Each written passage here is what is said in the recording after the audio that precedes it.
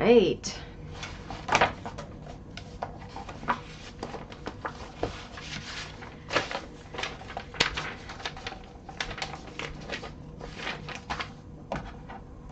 Hello and welcome to class number 2 of Mabel. Hi Diane and Rhonda, can you hear me okay?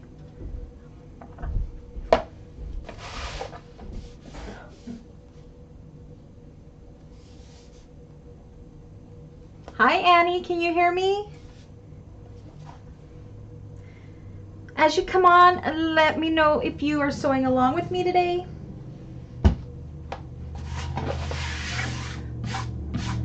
Awesome. Hi Dawn. So who's sewing with me today?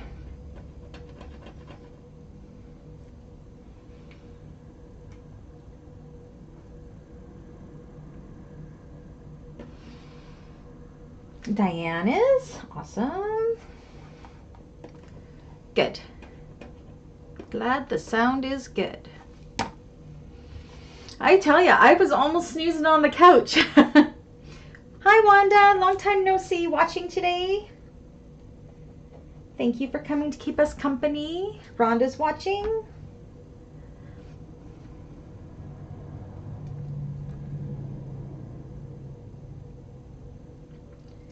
So last week we had Dawn and Annie. Karen is not going to be here today. She'll have to catch up.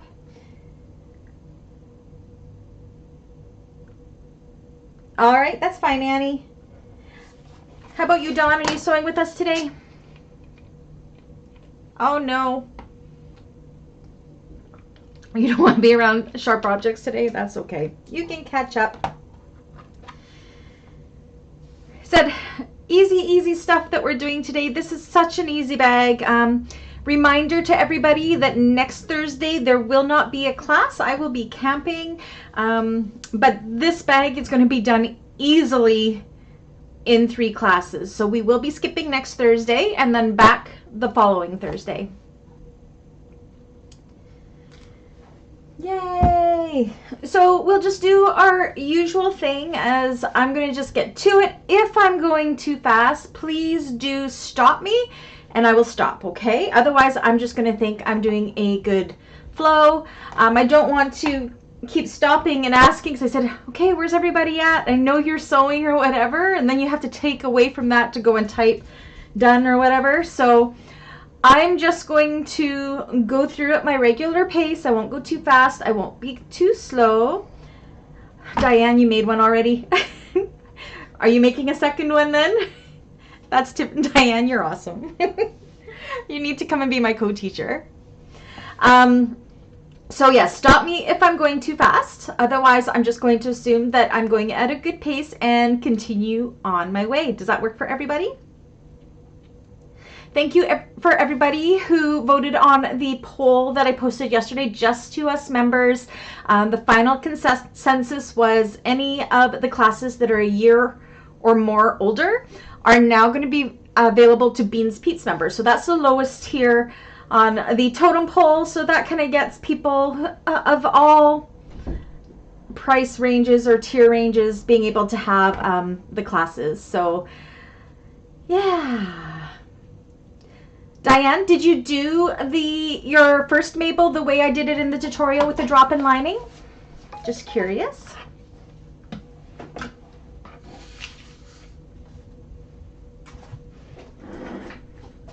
Or did you do it as per the pattern, which was birthed kind of from the top?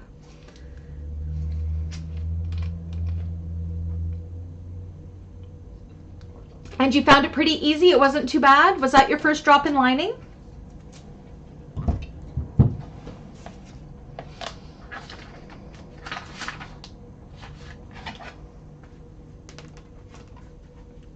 Awesome. And you found it easy? I hope so. Alrighty.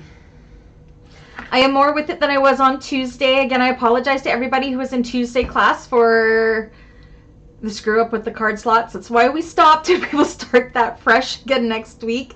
I know when I get tired, I should just stop. Did we do one on something else?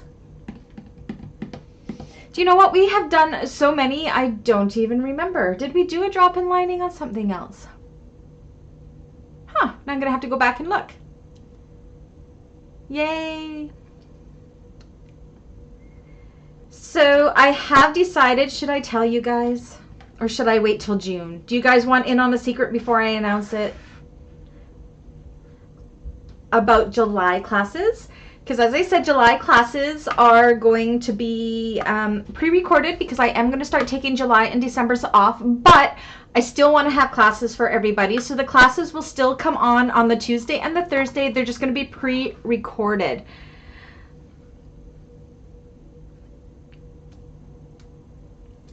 I have decided on the bags because they're Teacher's Choice that month, and they are 2 bags that have come up in the polls numerous times and have come very, very close to winning. Now, I do have tutorials on both of these bags already, so now I just have to make a cutting tutorial for each of them because I don't have that, and then to film the classes. Now, for the first classes, the first class will be the cutting tutorials because they're done live and it just will work out. You guys want to know what they are? I hope you're excited for them. I don't have discount codes for them yet. I will reach out when I get back from Ontario at the beginning of June to the designers for the discount codes. But, you ready? I'm telling you early. I'll announce it to the public side at the beginning of June as well.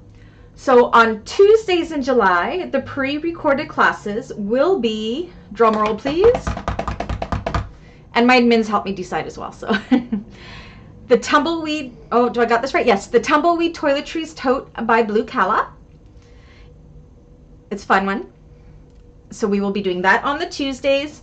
And on the Thursdays, we will be doing the Duplicity Handbag by Sew Yours, which is a drop-in lining again, but it's an open mouth drop-in lining, just like this one. So this is easy drop-in lining, and that one is more of a moderate drop-in lining. The hardest drop-in linings of all time are zipper top drop-in linings, and I suck at those. What do you guys think of those choices? I love the Duplicity, and the Tumbleweed I have a love-hate relationship with. I'm not a fan of train cases, but we have not done a train case in class yet, so we're going to do one. Oh, on the Duplicity bag, Diane, you did one? Yes, we haven't done a class on Duplicity yet, but I do have a tutorial on Duplicity, so. Are those good choices? I wanted to choose, I was going through all the old polls and looking, and I was looking, I will be honest, I do have orders for both of those bags as well. So it is killing 2 birds with 1 stone for me, but they are 2 bags that have been requested numerous times. So I just figured while I'm making those ones, I may as well film the classes for it. So the classes will be exactly like this, except for I won't be talking to you guys live. So yeah, so you'll be able to talk to each other in the comments, I guess. There won't be a live chat because I can't set a live chat up for the members thing, but I will make sure I have an event on the Facebook page, and I can set up a chat for each of those classes on the Facebook page. So you guys can talk in that chat on the Facebook page while watching this, just like this. I will be around in July here or there. I'll probably be camping most weekends. I am going to Calgary to see some friends and to do some business stuff at the end of July. But yeah, so you can always email me or reach out to me like you usually do in July. So yeah, good choices. Yay. And of course, Dawn is a master of the tumbleweed tote. She's made quite a few. So I'm going to volunteer her that she is going to be the helper. Rhonda, don't get them until I get the codes, because I know I will, from both Celine and from Melissa, I will be able to get discount codes, but I don't want to ask for those discount codes until I'm announcing it in June, because they only make the discount codes good from like the 1st of June to June 30th. So I am back on June 4th. But you know what? I will be at Anna's on June 1st. Will I be at Anna's on June 1st? I will be at Anna's on June 1st, so I will probably log into my computer and announce those bags and get the discount codes and everything for then. So, yeah. So don't buy them yet because I'm pretty sure I can get everybody a deal on them. I've been pretty successful every single class so far getting us deals. Such great designers reaching out that I reach out to that give us those deals. But I thought I would just talk to you guys and make sure they're good. Tumbleweed is good for Tuesdays. Duplicity is good for Thursdays. Thursdays is the group that's the largest, and the Duplicity I think is what everybody as a whole will want to make. The Tumbleweed being a toiletries, it's a little bit more of an advanced pattern. Well, do you know what? You may find it easy. Train case, that is me, but I can do it. I do have one myself and I love it, and I actually have orders for 3 of those, believe it or not. So hi Kathy. Oh my goodness, that's okay, Kathy, you can always catch up. So yeah, so I ran it by the admins already, and they agreed with my choices, so I just wanted to run it by you guys, and those are going to be teacher's choice for the pre-recorded classes in July, so you guys won't miss anything. You just won't have me talking live to you. So Kathy, I hope that your home's not flooded. Whereabouts do you live? You're not in Cache Creek up here in BC, are you? Because the Ashcroft Cache Creek area is flooding right now, and they've all been evacuated to Kamloops. Wanda, you've been wanting to make the Duplicity bag? Excellent. So that's good. And I strongly urge everybody to do the Tumbleweed. There is a lot to learn in that bag. It is not really, I think Don will agree with me, the construction isn't like the average handbag. Like most handbags usually are the same. There's like 3 or 4 different ways of putting together a bag. Tumbleweed will teach you new skills. I'm still learning from it. I've only made the 1 Tumbleweed. I just realized I'm not wearing my wedding rings again. They're my jewelry box. And it challenged me, but it turned out really, really good. So yeah, so again, I have tutorials on that. I will be making the cutting videos. So the first class will actually be the actual cutting video. The tutorial I make, just because I kind of do them exactly the same, and then each day of the week in July the classes will release just like they have released here. Does that work for everybody? I hope so. Yay. Just waiting to see Kathy's update on her house. Oh, there we go. Oh, you're in Quebec, that's right. I'm glad it's just a little bit of water in your basement. That's good. At least you're not floating down the river, right? Oh my goodness. Good luck, Kathy. Keep us posted. All right. So you guys have the inside scoop. It will not be announced to the public side until June. If you don't have the patterns yet, do not buy them yet. Wait until I talk to those designers at the end of the month. Okay? Because I want to get you a deal. That's another bonus about being here, is the deal. All right, any other questions? Any questions about the changes to the membership that I did? Did everybody watch that video I posted today? Thanks, Rhonda. I think it'll be great too. Now that makes my June very busy because I got classes in June. I have to do tutorials for both of the bags for June classes, and I'm gone pretty much, yeah, so Wednesday of next week I am gone, and I'm probably out of cell phone range, so you guys will not be able to get a hold of me unless I have like sporadic moments of cell. But again, I have wonderful admins. I would also like to welcome Rhonda back to the admin team. She took a little bit of a break for a couple months due to having a very, very, very busy family life, and she has come back to us now. So welcome back, Rhonda. Thank you. So the admins are Rhonda, Anna, Dawn, Nicole, who actually isn't in the membership right now. Again, she is super busy with stuff right now, but she is definitely on the Facebook group if you ever want to reach out to her. And of course, Karen. I didn't forget anybody, did I? Again, I'm volunteering all of my admins again, so but they all have permissions on the Facebook page and everything like that. So if you can't get a hold of me, please do reach out to them through that Facebook group. Just tag them in the Facebook group and it should be fine. But yeah, so I'm gone Wednesday to Monday for May long weekend, and then I'm home Tuesday, Wednesday, Thursday. Tuesday we have class for the penny and wallet. That'll be the second class. Thursday next week Remember, Thursday next week, we do not have a class. I will not be here. So this bag can be done in 3 classes. So no class Thursday next week. The following Thursday will be the last one for the Mabel, and then I leave on the Friday for Ontario. Actually, I'm spending the night in Kelowna on the Friday because we have an early flight on the Saturday out of Kelowna into Toronto. So, and then I'm in Toronto. I arrive home probably the evening of June 4th because we fly back into Kelowna, and then driving home. Oh, Rhonda, you are always welcome back. Wanda and Kathy, could you be making buddies? Oh my goodness, that would be really cool. All right, so are we ready to get started? I just really want to welcome Rhonda back. So Rhonda is a great sewist of bags and also of garments. I still expect her to teach me how to sew clothes because I can only do one dress and pajama bottoms and a nightie. That's it. Okay, so let's get started. We will see today, probably won't even be a full class again. What we're working on today is the flap and the exterior of the bag. And then homework is going to be the lining of the bag because it goes together exactly the same as the exterior of the bag. So everything we're doing today with the exterior, not including the flap because the flap is a separate piece, we will just rinse and repeat with the lining. You can decide if you want to add in a zipper pocket in the lining. It's not in the pattern to have one. I just like to add one in. It has absolutely no purpose except for being a zipper pocket. You will not leave the bottom of that zipper pocket open because we are closing this up as a drop-in lining. So no turning holes, minimal turning of this bag. You guys are gonna love it.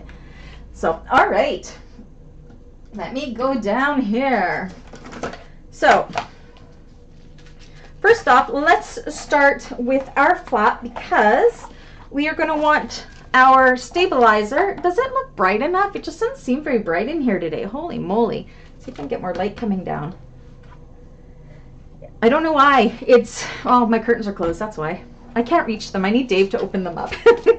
Okay, so we want to take our flap exterior piece, okay? I'm just going to give mine a quick press. I have my portable iron here. Just makes it a lot easier. And we're going to need our 2 flap stabilizer pieces as well, okay? Put this away. So you got these are the pieces here. Your flap bottom. Mine just doesn't look like I cut it very good. Let me just double check this. Oh yeah, Brandy, you really sucked at cutting that corner. Look at that. I will admit, I cut these just before I went live. That's why I was almost late. I completely forgot that I had homework. Thankfully, it wasn't very much homework, but you can tell I rushed through it. So let me just, there we go. That's better. Okay. It looks fine? Okay, perfect. All right. So you have your Peltex or Deckable Heavy pieces. I'm using Deckable Heavy here. And we are going to make some marks. First off, let's find our top and bottom centers of this piece. I just fold it in half, do our top and bottom snips.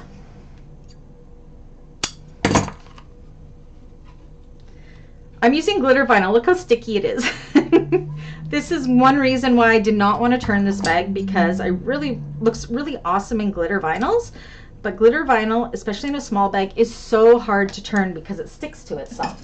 So this is the perfect bag for this. Okay, so now what we want to do is on the back side, we want to mark down a 1/2 inch from the top straight edge and draw a line. You want this to be very accurate, 1/2 inch. Okay. And then we're going to take this is the top stabilizer piece. So what we're going to do here is also fold this in half because we want this to be super centered. And look at this, I didn't cut this one very good either. Man, oh man, I failed cutting class today. Fold this in half as well. And do your snips. Because it's very important this is nice and centered. So this is how I guarantee that these are centered. We may as well go ahead and do it with our other Peltex piece as well. Again, if you got a good eye, you can go ahead and center it yourself, but now what I'm going to do is I'm going to draw a line from my center mark to my center mark here. This just gives you a good eye for it. On the non-glue side, again, center mark to center mark, and same with this one.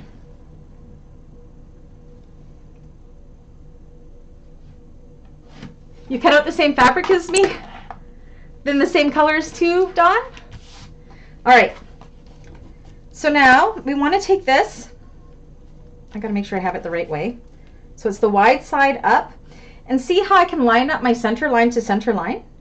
And then I'm going to just take this to my iron and I'm going to give it a really, really good press to stick it down. Okay, so I'm just going to hop over here and do that quickly. Fuse it down.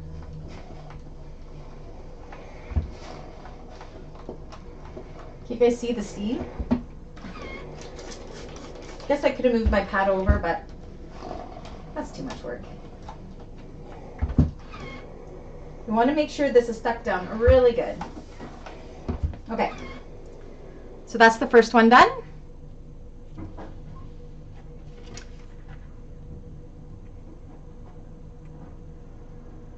Oh, who else is, what did I miss? We have, the three of you should chat. So Wanda is in Mansfield. Oh, Diane cut the same fabric as me. Awesome.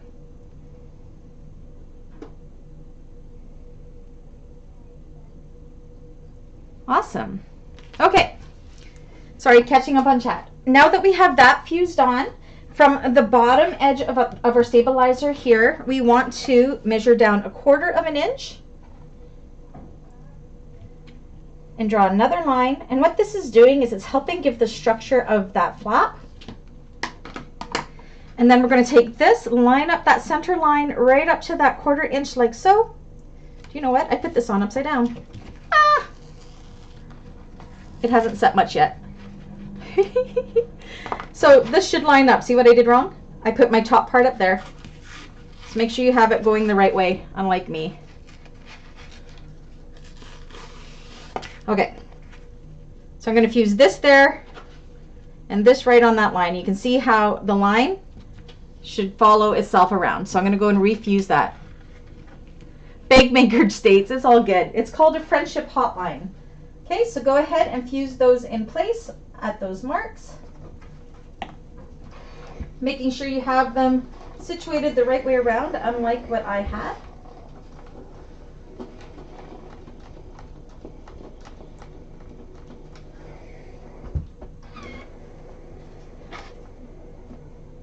I was paying too much attention to the chat and not enough to the placement of my piece there.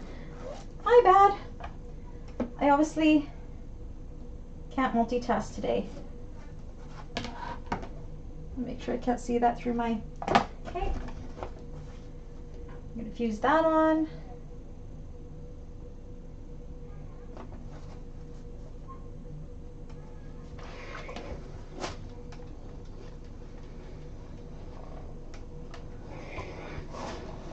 Yes, Rhonda, Dawn, Nicole and I all live very close to each other. We're all in the same province, and then we have Karen and Anna who are in Ontario.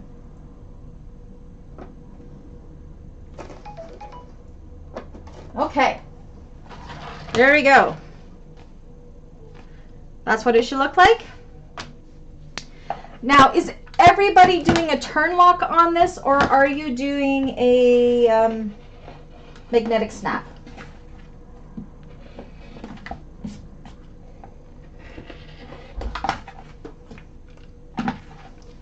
I'm just making sure I can't see my pen marks through it. I think I'm okay. I didn't check that out first to make sure, but I'm fine.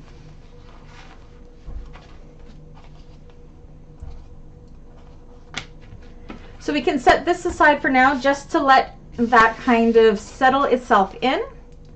Using a flip lock, okay, that works. Turn lock, okay. Now if you are using a magnetic snap, you will be installing the male side of the magnetic snap in your lining piece before we do the rest. But I'm not doing that because I am doing a turn lock as well. So you would just have to use your pattern measurements if you were doing a magnetic snap. And it's on page 2, and it tells you that you install it 1.5 inches up. Okay? But I'm not doing that, so. Alrighty. Does that make sense to everybody? I really love the turn lock on it. Let me grab the bag.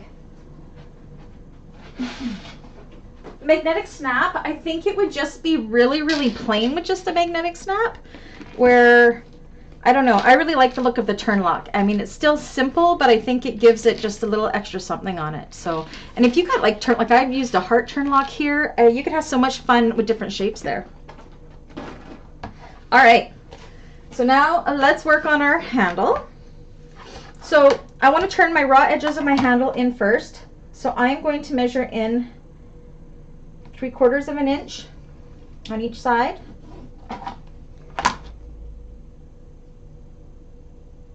Did I do 3/4 of an inch there? And I'm just going to fold in, actually, yeah, 3/4 of an inch is fine. And this is going to give us 3/8 of an inch fold in when we go to fold this side in.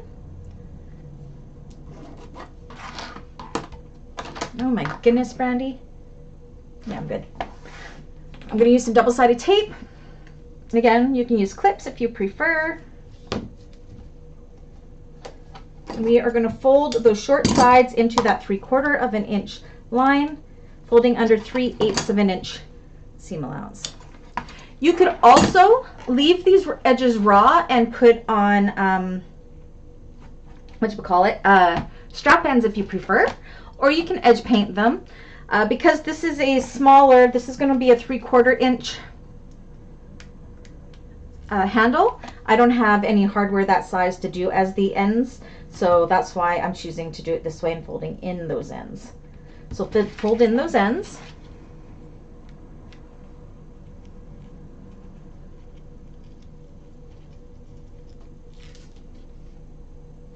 Okay. Again, you can use clips too. And then it's just like doing any handle now. I'm going to go ahead and fold the long sides into that line.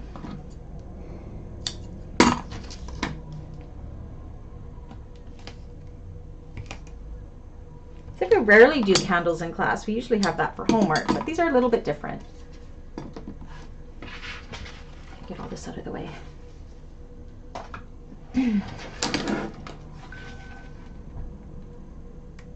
My dad is texting me about our car rental in Toronto. I'm going with my parents. It's going to be very weird traveling with my parents.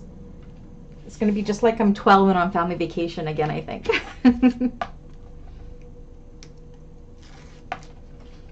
Okay, so fold those sides in.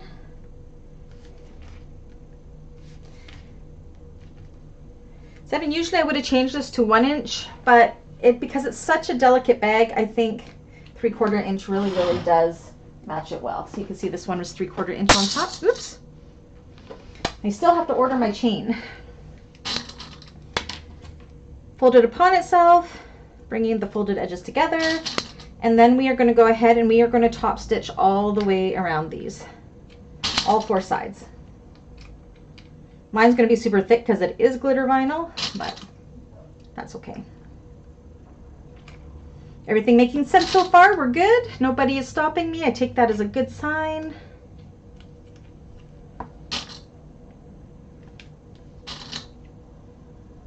Okay, let me switch the cameras over.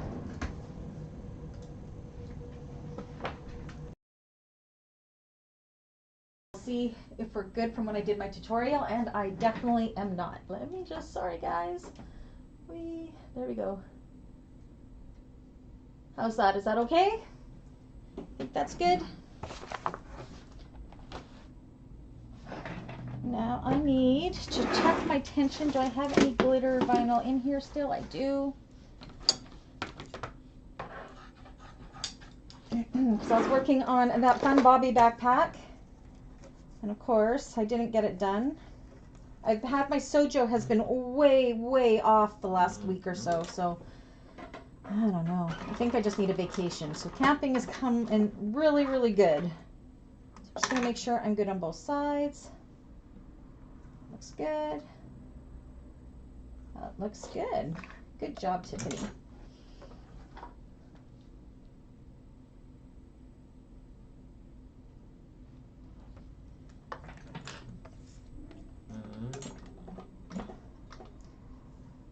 All right, so let's go ahead and just do an 1/8 of an inch top stitch all the way around. Oopsies, a little too far. I'm not used to working with a strap this skinny, that's for sure. Okay.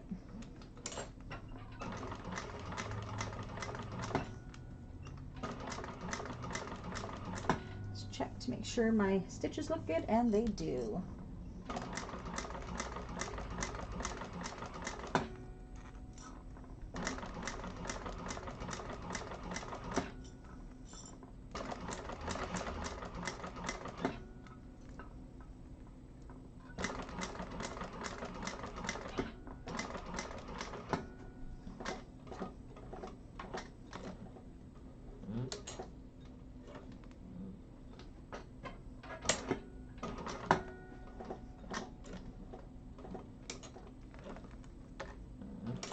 Decided to go with gray thread with this because there's silver flecks of glitter, so I figured that would be what looked best.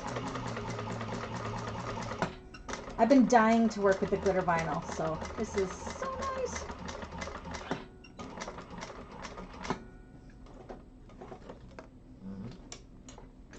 A little bit further.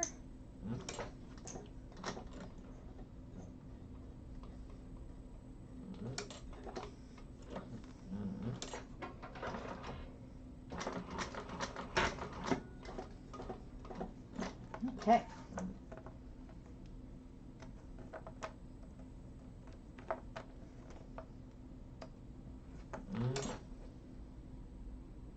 Oops.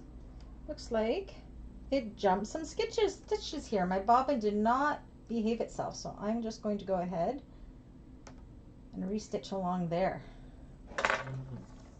Just along this side, so oh well. I hate the look of back stitching, but for some reason my bobbin decided to be a little bit of a brat.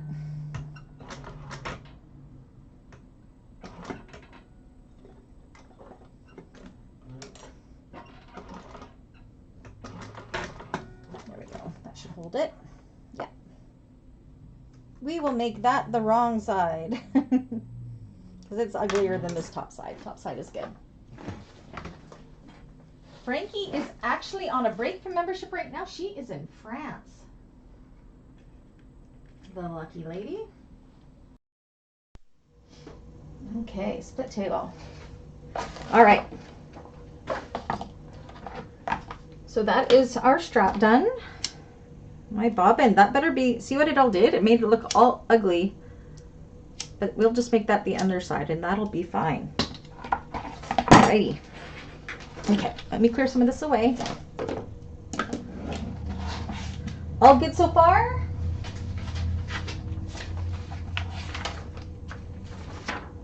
All right, so we are going to make sure I don't make the same mistake that I made in the tutorial, because I do the flap different. So in the tutorial, what I did was, in the pattern, you install this through both layers. Like, pretend this is all sewn together. You sew it through both layers, including the lining, but then you have the stitches and everything showing through the side. I didn't want that.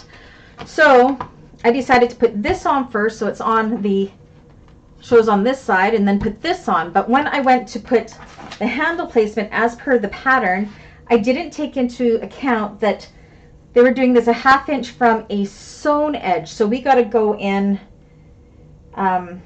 what is our seam allowance? Is it 3/8? I better look. Dawn, what's my seam allowance?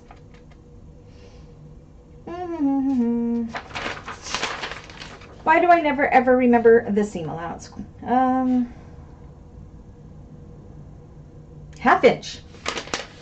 So that means we have to go in a full inch from the side, not a 1/2 inch. So I don't know if you want to take note of that in the pattern, that if you're doing the flap like I am, we are not sewing these two pieces together first. We're doing that after we have this installed. So in the pattern it says we're going to install it a 1/2 inch from the side, but we're actually going to install it 1 inch from the side. Otherwise you'll sew it.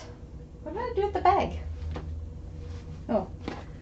Otherwise you'll have the mistake I made here where I didn't take that into account, and see how my strap goes right to the ends and I couldn't top stitch around here? That's because I didn't take into account that seam allowance. So just to show you the mistake that I made in the first one, it still looks great, but that's what happened. All right. I don't know which marking pen I'm going to use yet. So on our flap exterior, we want to measure in 1.5 inches down, which is fine because we're leaving this side raw. So 1.5 inches down and 1 inch in. So 1.5 down and 1 inch in, and we are just going to make a dot right there.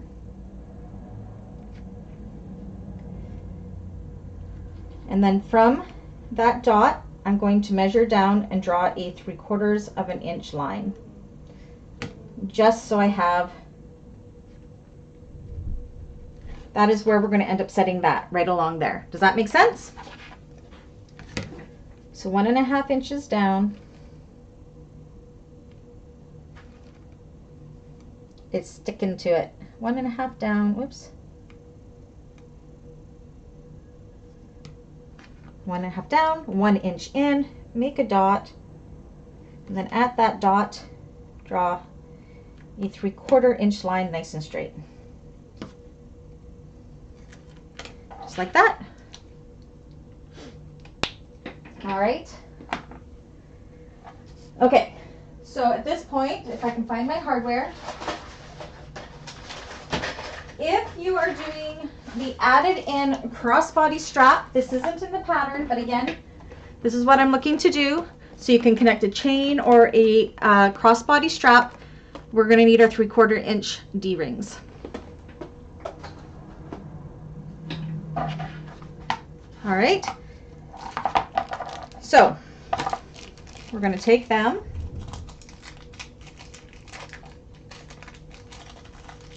Come out of the plastic. Oh my gosh, look, I'm using my fabric scissors to cut out the plastic. Why are you stuck in there, D-ring? Holy moly. Hey, it's like it's saran wrapped all around it. Is everybody still there? My chat has completely stopped, so I want to make sure that I don't need to refresh. Okay, now we also want to draw on here.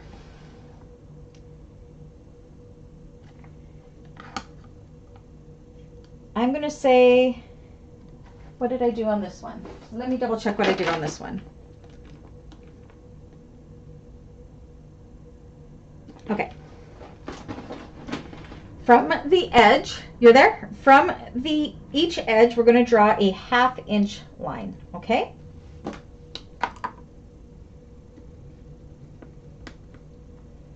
Hopefully that stays.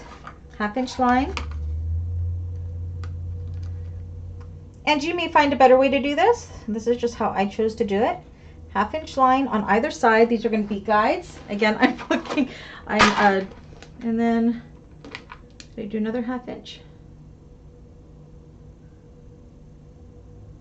1/2 inch, and then, okay. And then from that line, we're going to do a 3/8 of an inch line.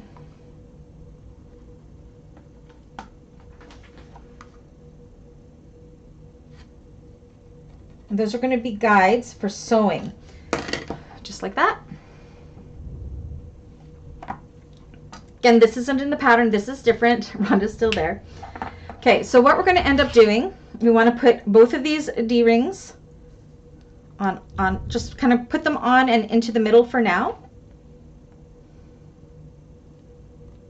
Okay, so what we're going to do first is we are going to do this first side first. We're going to put this right up against that line we drew, and we are going to do a box to that, a 1/2 inch box, just going over our top stitching again across that first 1/2 inch line.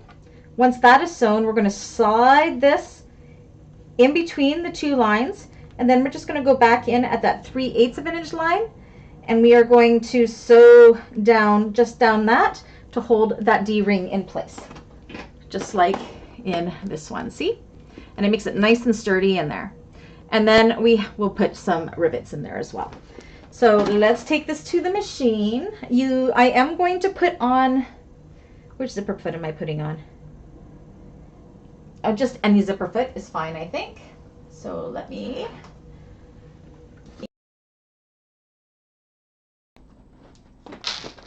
my chair is backing it up.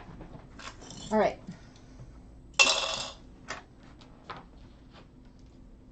So let's start with one side first. So let's do that first box. So you can use some double-sided tape to hold this in place. It didn't stick very well to this vinyl when I did it on the last one, so I'm just going to use my hand and hold it up against that line and hope I don't shift too much. And I'm just going to go right on over my top stitching that I did when I made the handle.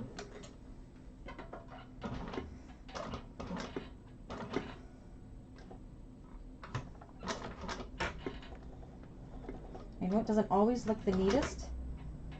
I don't usually like to backstitch, but this being a handle, I don't want to tie my ends off because I'm scared that it won't, that knot won't hold, and this handle will get used. So, okay. And I'm trying to follow that line of top stitching as close as I can.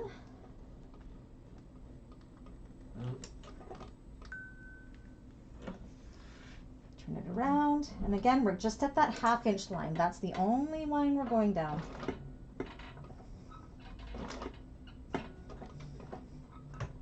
And I said I'm doing a little bit of back stitching just to strengthen it a little more. Line up with that other line there. Pivot around. Do whatever works for you.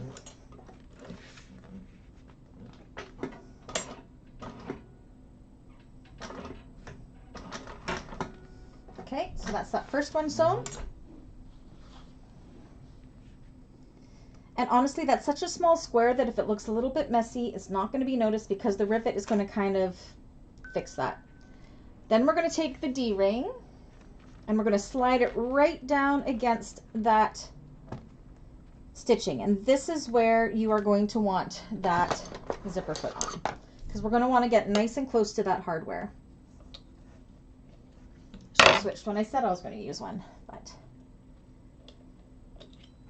okay.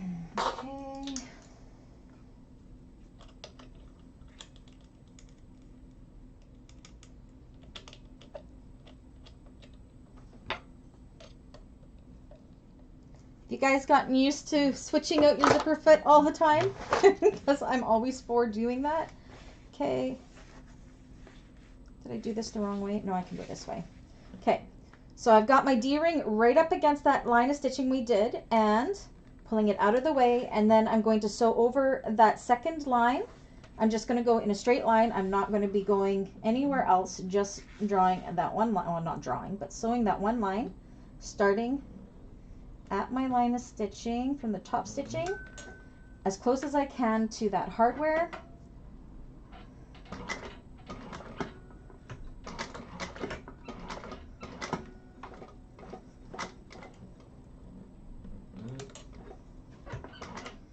I said, and a little bit of back stitching will not kill you to strengthen where that hardware is. Oops.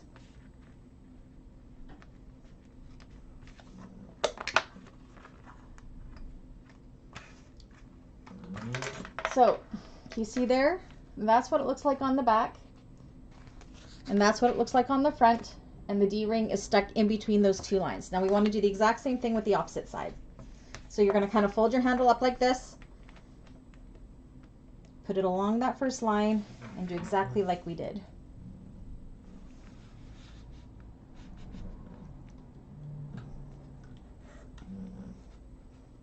Now come on, longer. Sorry, talking to myself, obviously.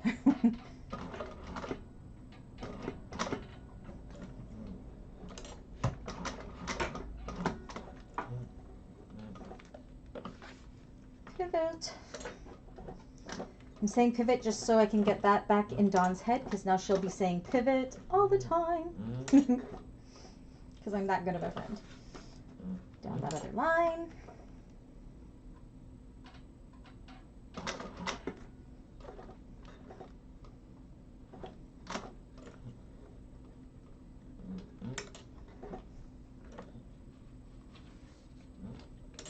And back up.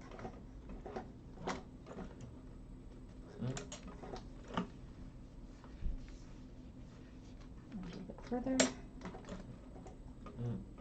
That's thick. I'm going to have to pull out my extra large rivets to go through there, I can tell.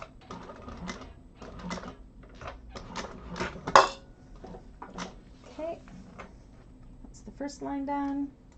Take that D-ring. Put it right up against that stitching. Aha, see, I did it. Used to dread changing the zipper foot round it, but now you do. I was the exact same way, but now it's like the zipper foot makes things so much easier. Okay, and now to sew that one in place.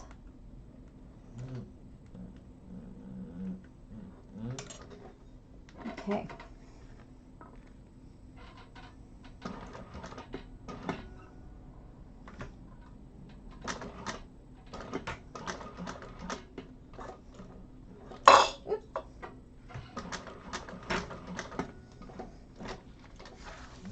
There we go.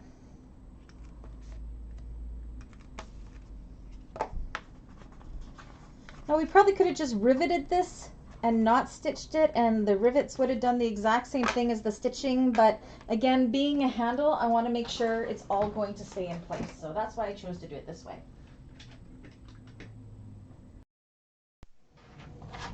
So again, we kind of got some uglyish top stitching going on there, but that's okay, because as you see in this one, you can't even see it. All you see is the rivets. Okay, and then we're going to go ahead and install rivets.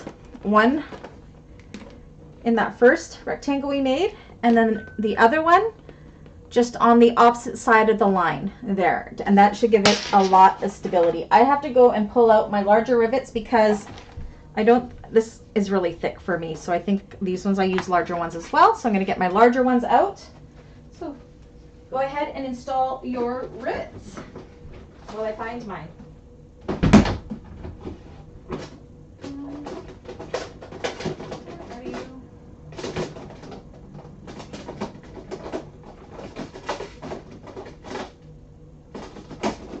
I know you're here somewhere, not your destination.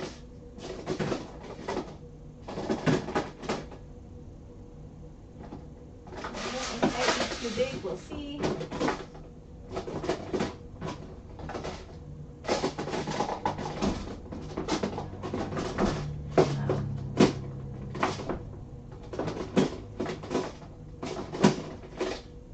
I might have to use my extra large ones.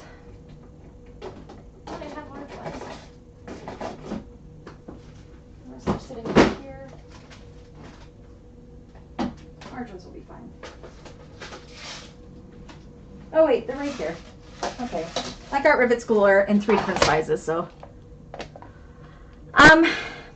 It all depends on the thickness of your vinyl. Now, this is pretty thick. I can't remember if I used large or extra large. So I'm going to punch them through and then I'm going to see. So I have medium, large, and extra large, but I am using a thicker vinyl. So punch it through and see if you need to go up on a stem size or not. And I'll show you how you can tell. Okay, so I'm going to punch that first hole. And I'm just eyeballing it right in the middle, right there. Okay. Same with on this side. I'm going to eyeball it. I never mark where my rivets are. I just go with it. Okay. Same with this side. Now this side's thicker just because we folded in those ends. This side I might not need as large of a stem of a rivet, so I might be using 2 different sizes here. But again, just gauge with your vinyl what size rivet you want to use. If you're using the glitter vinyl, I will tell you in one moment. So let's try the large ones first. Will they go all the way through? I honestly do not remember what I used before. Okay, so large rivet is going to do it. Can you guys see there how the rivet just pops through? And it's not going to be a problem to get my cap on there. Whereas if I used a medium one, I don't think I would have gotten all the way through. So I'll put my cap on there. But for this one, this side, because it's not as thick, I'm actually going to use a medium rivet. So I'm using 2 size rivets with my glitter vinyl, just because this thickness, because of the folded in edges, is a little bit thicker. Does that make sense?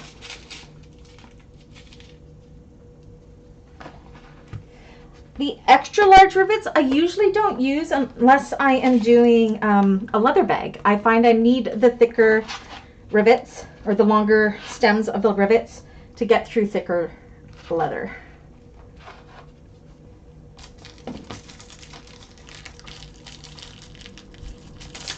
Where I need an end.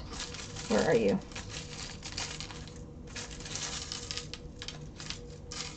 You know what? Those are all only tops. Good thing the bottoms fit on all of them, because I must have emptied all of my bottoms in there. But they all fit on. Very bizarre that there's no bottoms in there. I must have dumped them all.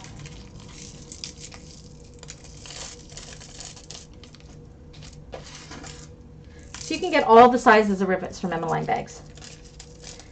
But 9 times out of 10, I'm using medium. But I like to have other sizes on hand, just in case.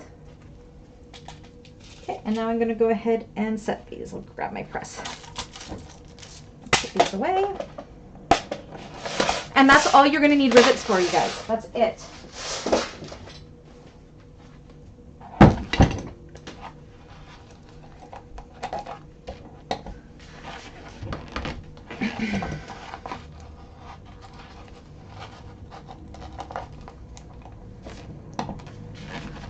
And I didn't put Decovil Heavy on the back of them because we already have the Decovil Heavy there from when we did the flap interfacing. So it works just the same.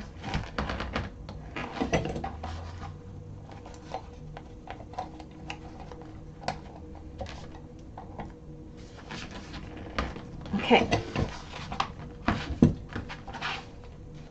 That's what she looks like so far. Can you see how this break right here is what forms that? I actually see my Decovil Heavy is not sticking super good there, so I'm just going to give it a quick press because make it stick. Because after the next step, it is trapped. Okay, so I'll give everybody a couple minutes. Let me know when you are there. Making pretty good time.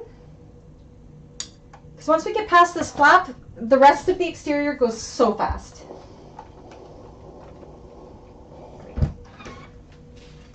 All right.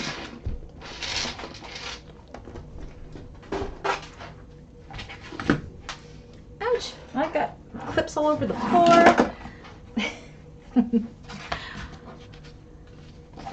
All right, I'm gonna have a quick drink. My friend just posted, can you guys see on my watch? My friend Lisa has a cow. Can you see her little cow there? She's so cute. She just sent me a picture of her and her cow, a selfie.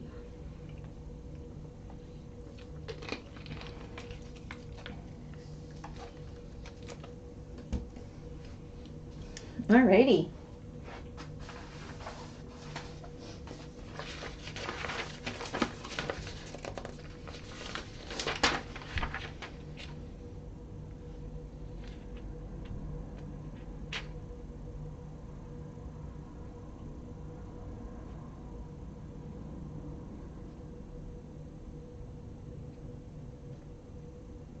Alrighty. So again, if you are doing a magnetic snap, hi Lauren. Did my email help earlier? I hope so. So if you are doing magnetic snap, not a turn lock, you want to make sure you are installing it 1.5 inches up on the lining side, the male side. Hi Jade. Oh, Starbucks made you late? Where's my latte? I would like a sugar-free vanilla latte, please. Welcome, ladies. Wow, we got a big group today. I'm so excited. Let me just mark down who we got. So we have Jade and Lauren. Are either of you making this bag? Lauren? Jade, I feel like it's been forever since I've seen you. I miss you. All right. Okay. I'm doing a turn lock, so I don't have to do that. So again, if you are doing a magnetic snap, this is where you install it before this next step. Now what we want to do is we're just going to kind of squish this down, and it's going to feel a little bit awkward, but it'll be fine. We're going to put these right sides together and clip together our sides.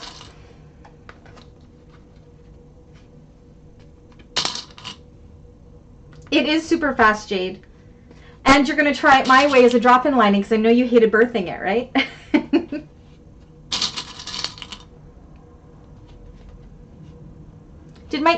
Did it help, Lauren? I don't see that side of YouTube, so I wasn't much help. I just found that in my business help screen, so.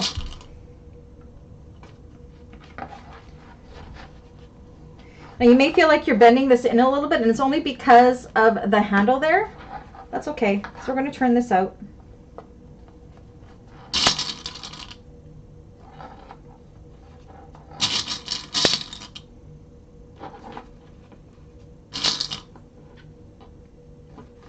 It is interesting, Jade, and we've never done a drop-in lining in class, so this is the easiest bag ever to do it on. The only thing that makes it a little bit harder is the flap, but we got this. All right, and now we're going to go ahead and we're going to sew all the way around here with a 1/2 inch seam allowance, but we're leaving this top open for turning. So let me flip us around.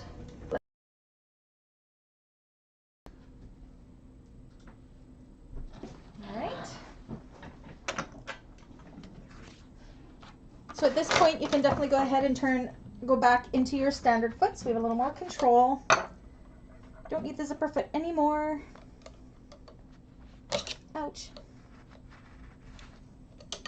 You know what, guys? My arms stopped hurting. They're all better. Where did I put my foot now? There it is. All better.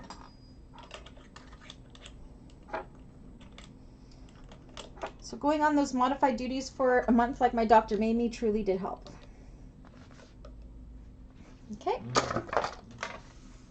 And 1/2 inch. Seems like such a big seam allowance. Holy moly.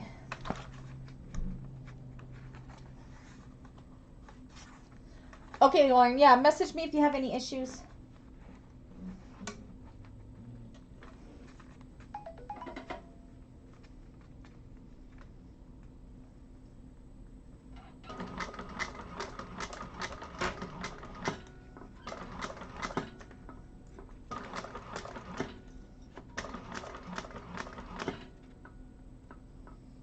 I gotta loosen up my tension a little bit.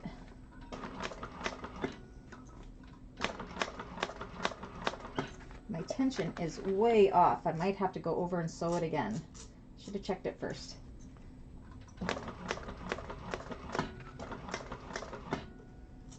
Too tight.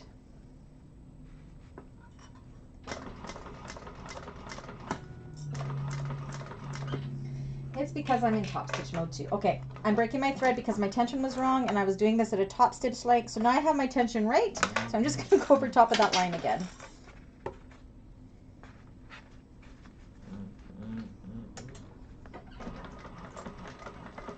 Just going to go over it rather than pulling it out. This will make it okay. There we go.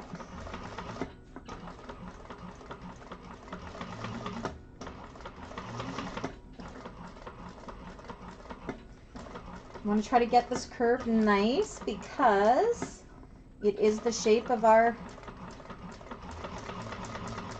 thing here. How's my tension? Are we okay?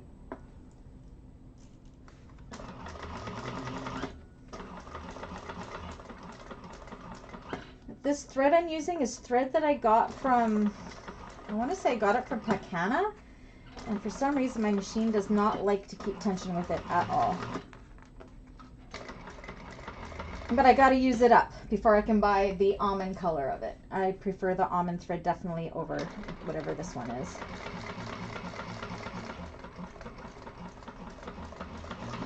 Okay, so once that's done, I'm just going to look in and see if my stitches are stressed out at all, and that's because of the vinyl I'm using, and they're a little bit stressed out, so I'm going to go around once more. Right beside that line of stitching by 1/8 of an inch into the seam allowance, just to help strengthen that seam so I won't see my threads through that seam. And it's because I'm using a thicker vinyl there with the cotton lining, so just make it a little tighter. I don't always have to do that, but yeah, if you ever have that laddering in the seam, this definitely fixes it.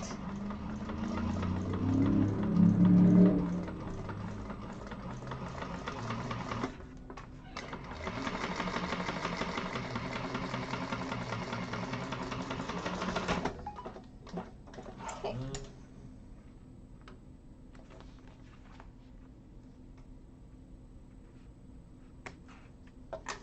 There we go. They have recovered one. I'm so happy because they were hurting. Just one day I woke up and it's like, do you know what? They don't hurt anymore. So that's good.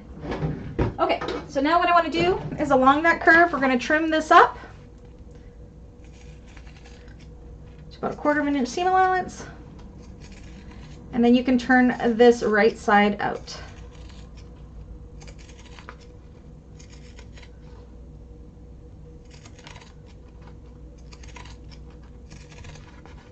My house is so quiet. Both the boys are home and the dogs.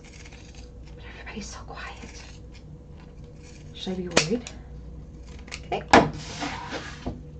And then turn that right side out.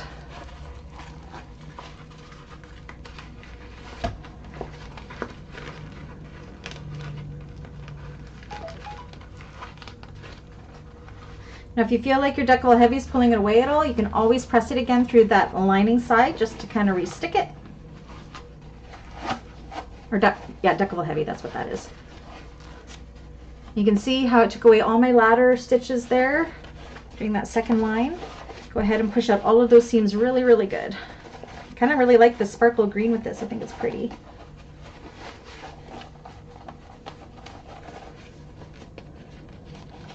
Got a hair in my eyes. Woo! Should have put my hair up. It's driving me crazy. You guys never see me with my hair up though. My hair is up most of the time, but it's like my lazy look, so like messy bun or whatever. Not very many people see me that way.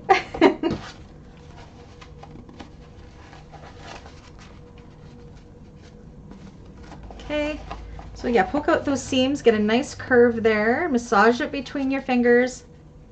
Then what we're going to do is we're going to clip it in place to prepare for top stitching.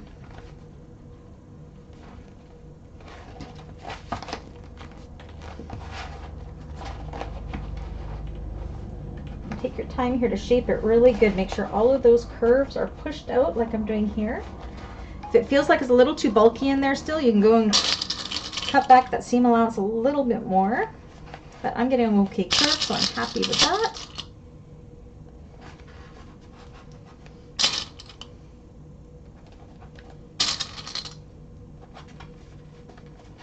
See the difference? I'm going to be able to top stitch along there, whereas on this bag, when I didn't take into account that seam allowance, I was like right up against it, but it still looks good.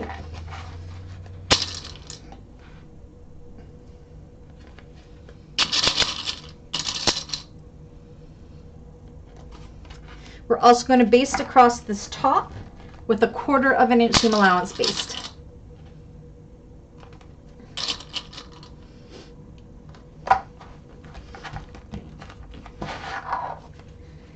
She looks pretty.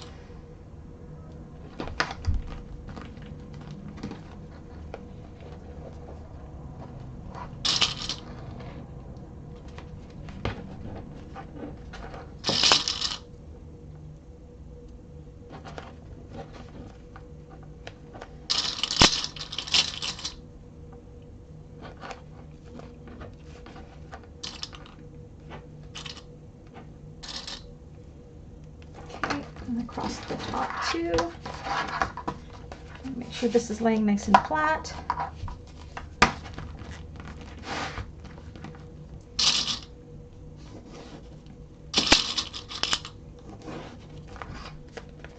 Not too wrinkly.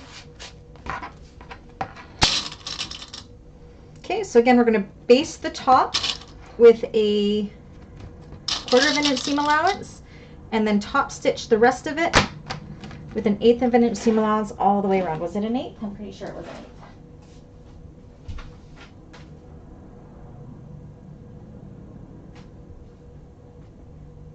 Well, let's stop stitch around this. Oh, with a 1/4 of an inch seam allowance. What did I do on this one?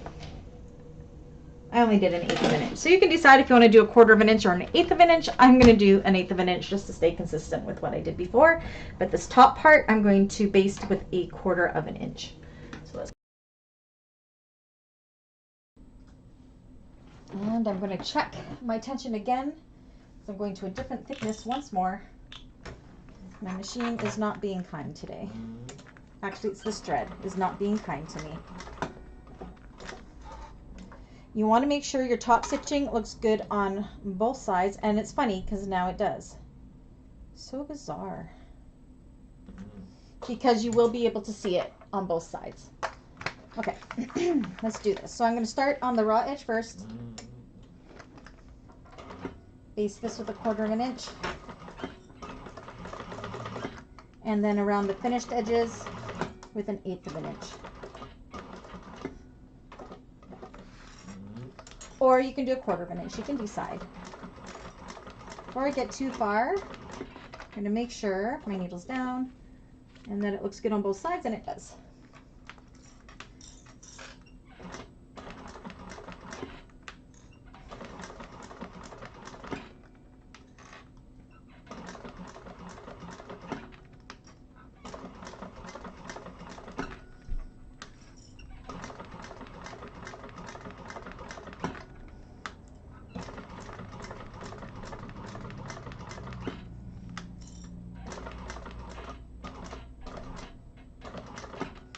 But this gray thread looks really good with this glitter vinyl.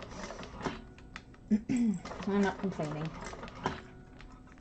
It's worth the checking of the tension because it's a perfect color.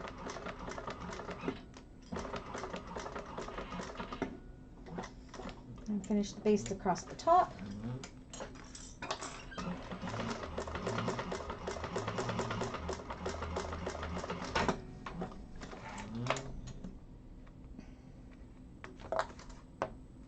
Tree looks good.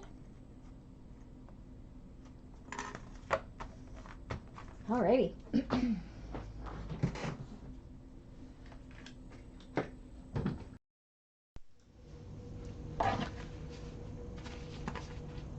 Looks good, hey?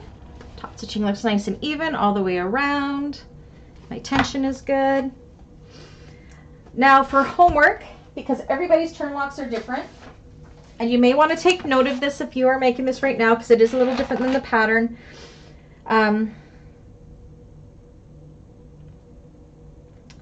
Repeat this out. I'm trying to see here what I measured up.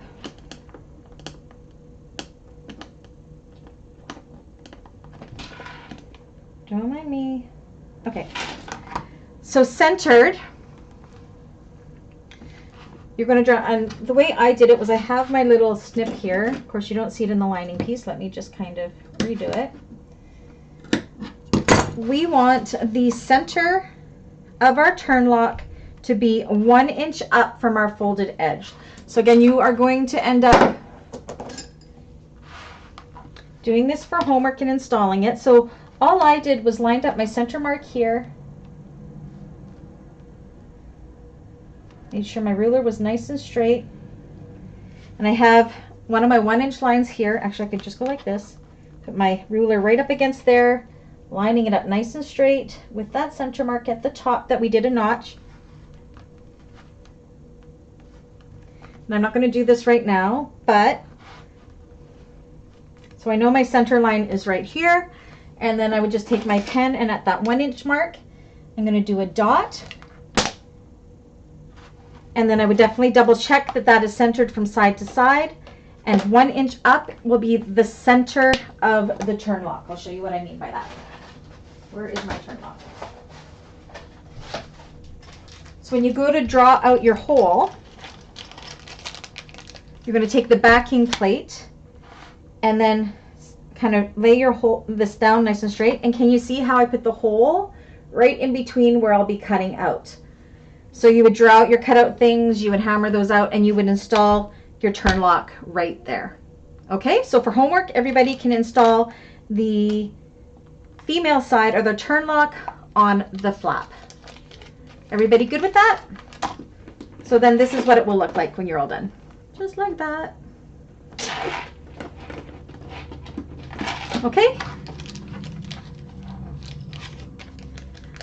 So the reason we don't do it on camera is because everybody's turn locks are different shapes and we sometimes have to finagle it to get the hole good, so that will just take too much time. So go ahead and install that and it should be great. Sounds good? Perfect. Okay. So next, we're going to work on the exterior of the bag.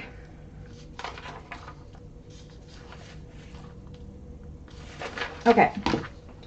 Where did I put the exterior of my bag? There it is. Okay, so next we're going to work on our gusset pieces. Half inch, I'm just double checking my seam allowances. So you're going to need your gusset piece and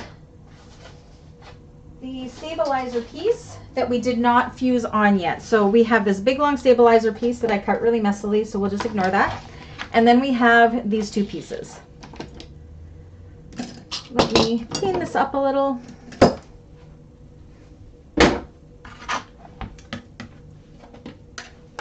Okay, so what we're going to do is take these two exterior pieces. We're going to put them right sides together and along the longer line, which is our center line here, which will be the bottom of our gusset. You look at the glitter vinyl sticks to itself. I almost don't have to clip it. We are going to go ahead and we are going to sew across that with a 1/2 inch seam allowance. So I'm not going to switch it over to the machine because I'm just seriously going to go straight down here with a 1/2 inch seam allowance and then come back, okay?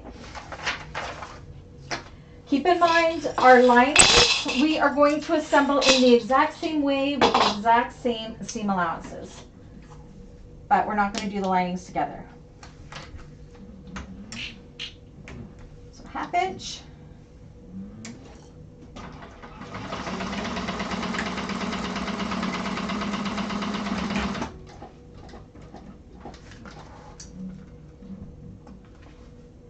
Just gonna double check that my seams aren't stressed out, and they're not. Okay, so just like that.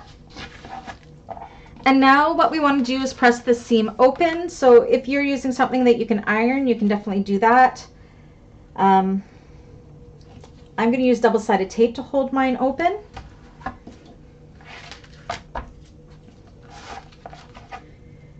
Which won't affect your machine at all if your machine is sensitive to it, because you won't be sewing through it. Just keep it like within a 1/2 inch outside of these sides then and just put it in the middle if you're worried about that.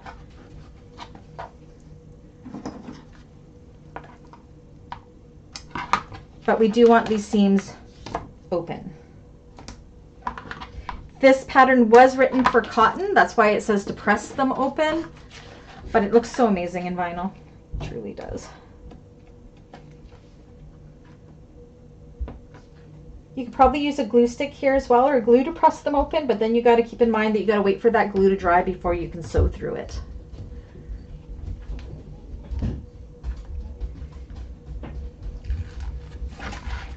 Okay. You could, if you wanted to, also press this open and then sew 1/8 of an inch, I guess, on either side of the seam. But I kind of like the way it looks without that sewing. I think it looks really, really good. I guess another thing we could have done is we could have just added a 1/2 inch to each of these pieces, or a 1/2 inch to the pattern piece, and we could have cut this all as one piece as well. But we followed the pattern this way. Then what we want to do, and I will bring my iron over,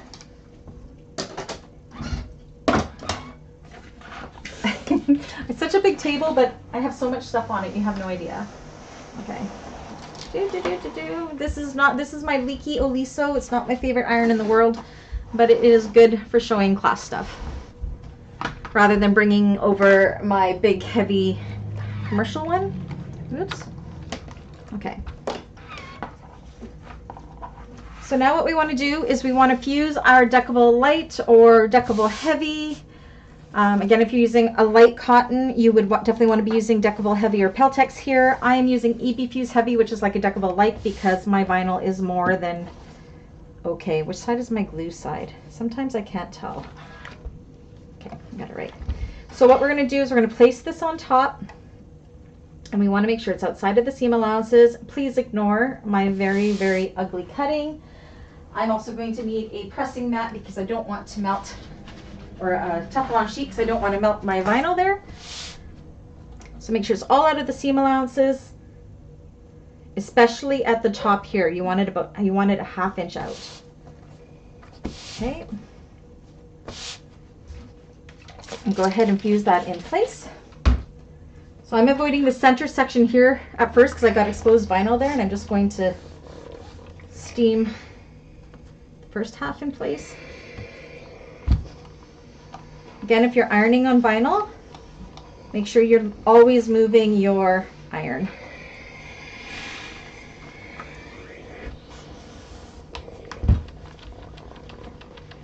And to make it stick in that center part, I'm going to use my Teflon sheet, or you can use a piece of cotton or whatever you have, just so you're not ironing directly on top of that and melting it.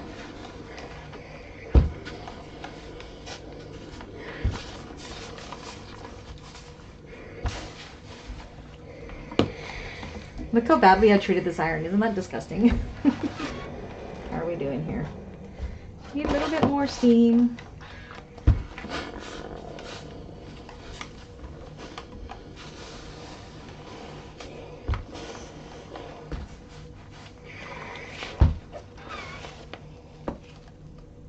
A little better.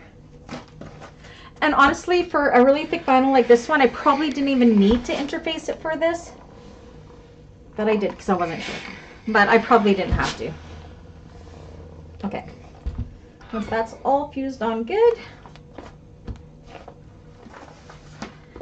that is all we need the iron for. So let me say goodbye, Alyssa. Push you out of the way. I can turn you off. Okay. All right, so we have this piece. And for homework, you should have had your 2 exterior pieces with your stabilizer outside of the seam allowances on those. Again, I used the EB Fuse Heavy. We want to find our top and bottom centers of these. Make small snips.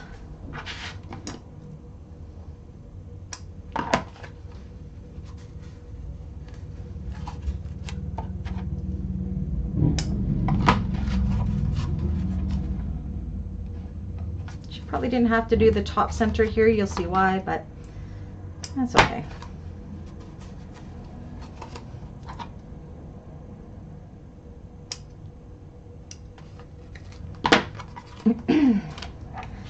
Alrighty. So on the back of these, we're going to take our pen and we are going to draw a 1-inch line across. I don't want my pen to disappear. Where's my other pen? Why do I keep losing everything, everyone? There it is.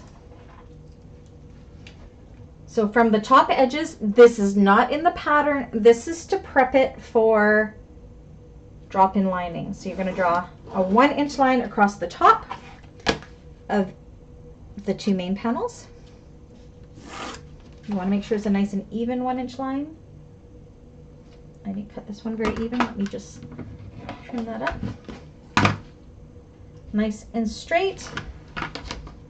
Nice and straight. Okay. And on the gusset piece, you want to do the same on the 2 short sides. Draw a 1-inch line. And you'll see what this is for momentarily. It's just a lot easier to do this before we sew them all together. Take note of what we're doing because you're going to do the lining pieces exactly the same. All right, once you have that, we're going to put the exterior together. So the center seam is the center of our gusset. We're going to put them right sides together, matching up that bottom center. Let's do it this way. Put a couple clips into the bottom. Bring up the side. Oh, do you know what I forgot to do?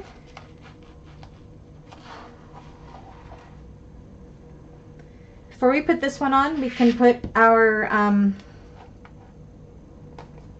nameplates on. We'll do this back side first.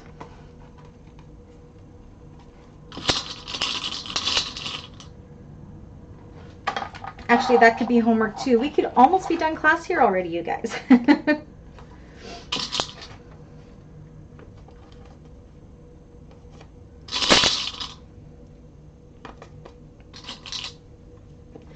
Okay, and as you come down to this corner, you're going to see it looks like, hey, Brandy, it's not fitting. So all you're going to do is take your scissors and do some 1/4 inch snips into the gusset corners. And that is going to help turn a straight piece into a curvy piece and help distribute that fabric evenly around that curve so it fits.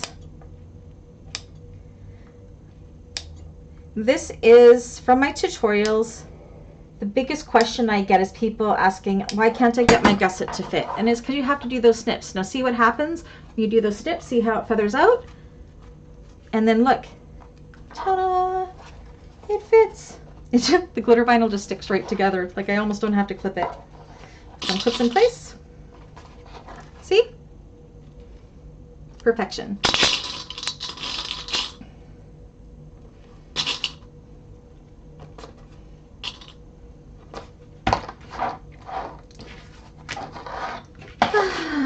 Let's go to the other side here.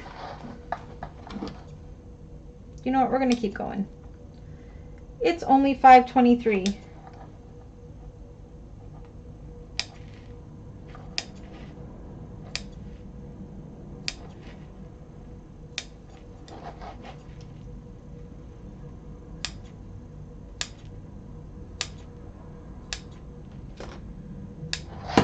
Okay, and that should feather it out, and it does. Perfect fit. And if for some reason it looks like it's a little bit big, like that's like 1/8 of an inch there, if you can't get it to go around, just trim it off a little bit, but it'll go around. Mine's going around. Sometimes we just cut the piece a little bit too big or what have you.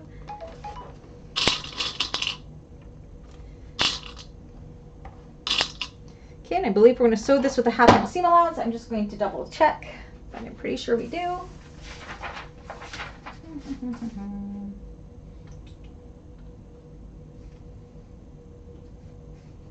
Bear with me.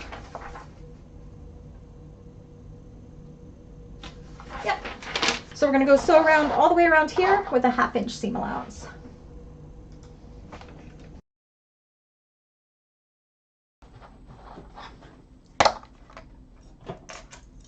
So I will probably be doing 2 lines of stitching again just because I'm using such a thick vinyl. But you can gauge whether your stitches look like they're laddering in that seam or not. 1/2 inch.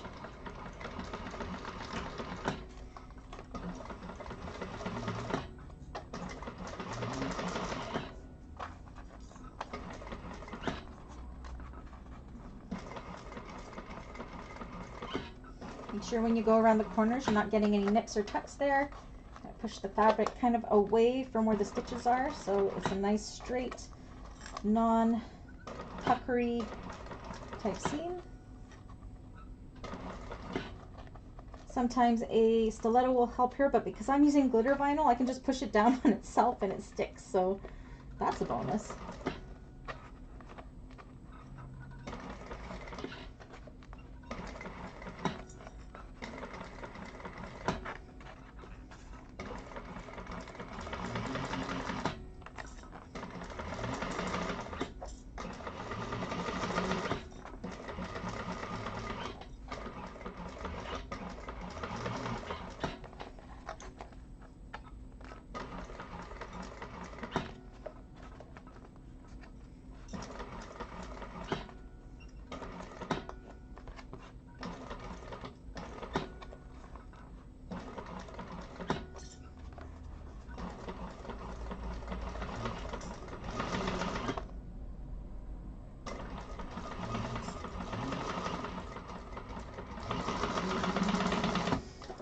going to check my seams to see if I need to do another row.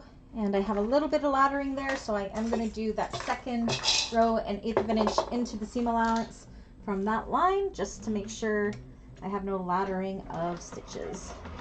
I don't want to see that thread. I want it to be a nice and strong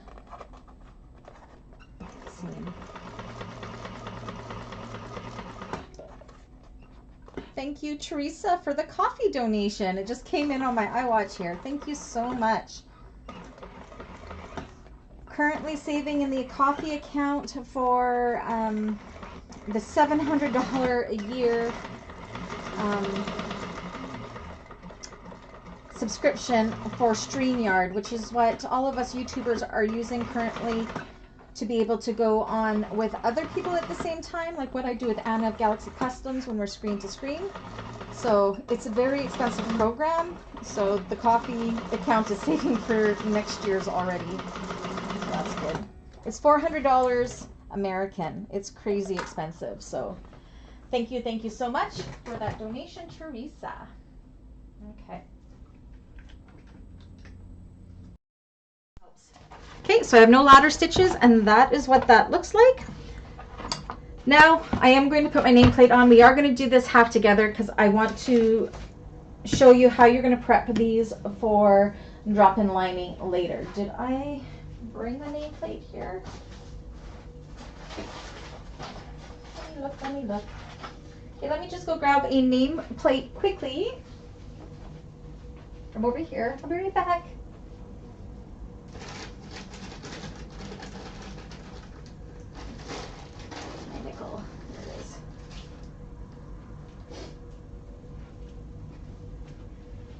Alrighty.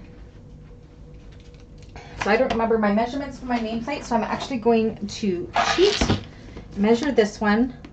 So I did this one 1 inch up from the seam, and it was a 1/2 inch seam allowance.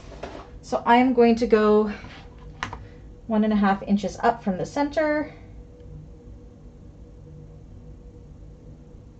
because it'll be a 1/2 inch seam allowance. Let me make sure that's definitely centered.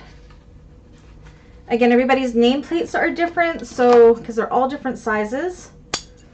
So just take into account that you do have a 1/2 inch seam allowance there, and where you want your nameplate to sit. So right about there looks good to me. And then that'll be my center mark.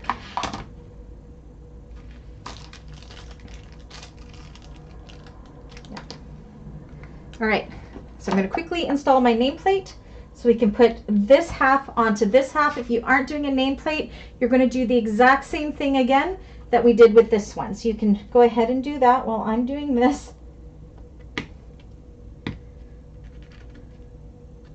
Actually, no, don't do that yet. We have to do a snap-on here still. Please hold. Do not go any further. We're going to put our nameplate on, and then we are also going to do the female side of our turn lock.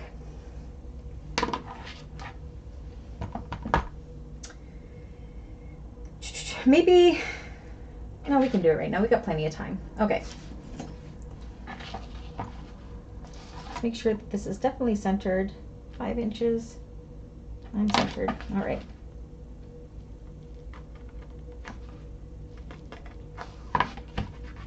Grab a wet wipe so I can wipe away those marks now that I've cut my holes. Feels weird doing nameplates on camera.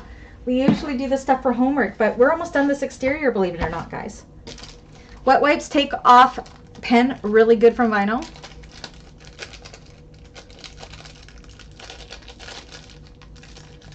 Okay. Oh, now where did I put my little slits? There's one.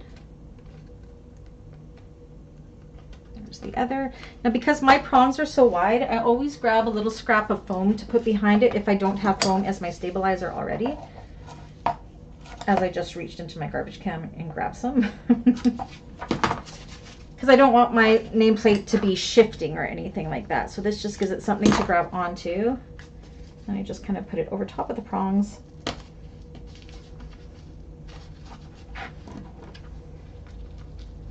Does everybody do nameplates on their bags or handmade tags? sure that's nice and straight. Where did my little, oh my gosh, I am losing everything today. Where's my favorite little ruler? Just want to make sure we're nice and straight.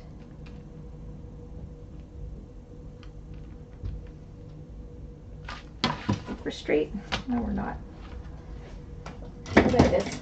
I like to take this little ruler here and I can put it underneath it, and then I can kind of move my nameplate until I see that it's nice and straight along here. Like right there, and then I push the prongs down. And then I put some duct tape on the back just to make sure it all stays in place.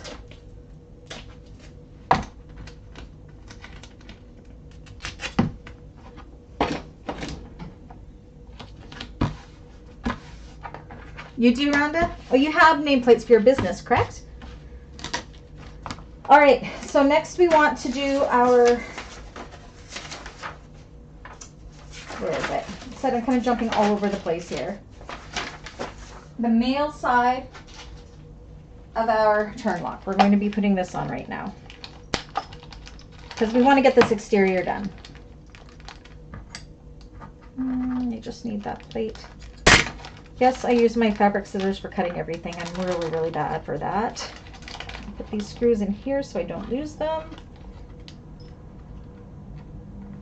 Man, both classes this month we have to install turn locks, and they're not your typical turn locks for some of them. All right. So now what we want to do, we want to definitely make sure we are centered, the center mark. So 4 inches, 4 1/8.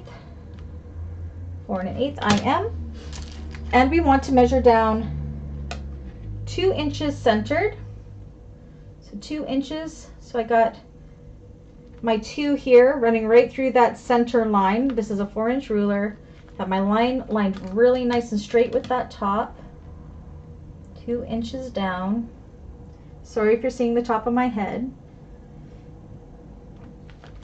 And I'm going to make a mark right there. Okay. Again, we're going to make sure it's centered. 4 5/8. 4 5/8. And then we can go ahead and install that. So I'm putting where that dot is in the center of my washer here.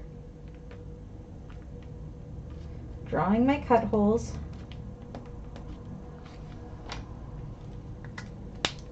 And installing that in. And I will be backing this with some Decavol Heavy. I have a piece that's big enough for that. I think I do. Just going into my little scrap bin here. I just take my washer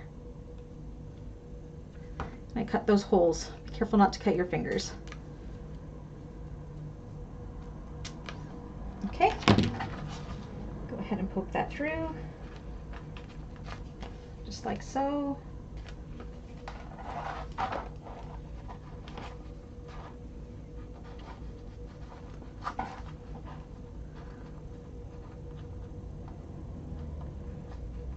That's a good idea too, Wanda. The cork labels are a really good idea. I used to have, I still have actually, little, it's just ribbon that I used to put just in the side of seams of my bags once upon a time. And then I got these ones. They're cost me a fortune. They're from China. But they actually were a good deal. It's just you have to order so many of them. That's what makes them expensive. Okay, so before I bang those prongs into place, I want to make sure this is nice and straight. And it is. And then I like to just take the rubber end of my mallet and I just to make sure my prongs are nice, bang the top of it. Just to make sure everything is straight and it is secure, and it is. So you can't really do it from this side. I guess you could. I don't know if that's necessary, but in my head it is. And then I put duct tape on the back of that. I like the Gorilla Tape because I can get it in white. I'm pretty sure you can get duct tape in white as well. Okay. And this will kind of, if you take your flat, oh no I can't because I haven't installed it. So that is all there is for hardware. Easy peasy. And now we can go ahead and we can sew this onto the other side of the bag, just like we did with that other one. So go ahead and do that. Clip it in place. I went down 2 inches, yes.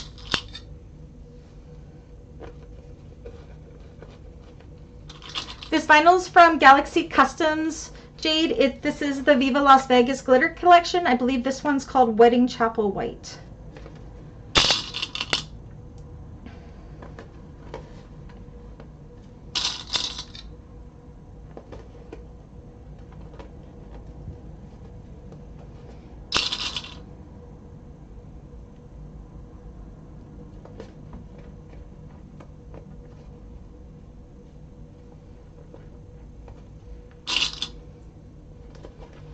Okay, and again, once I get and it doesn't look like it's fitting, I'm going to go ahead and do my little snips into the gusset, not the main, the gusset piece.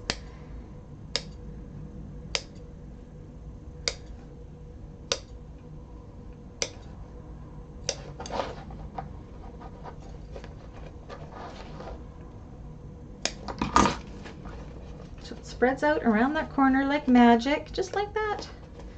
So it's kind of amazing how the glitter vinyl sticks to itself. I like it.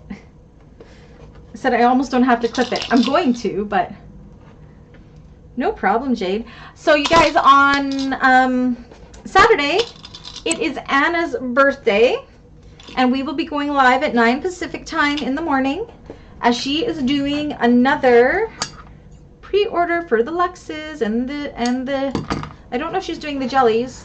Maybe, I don't know. And the clear vinyls, so the printed clear vinyls, TPU or whatever it's called. So make sure you come and see us and wish her a happy Anna coming into the world day. I already have it scheduled on the channel, so go hit the notify me and the bell icon, and then you will know when we go live on Saturday morning.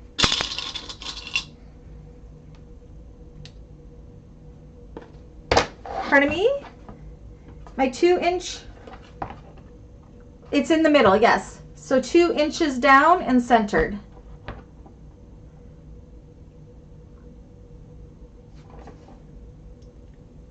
Oh, right, Diane, you had your craft sale.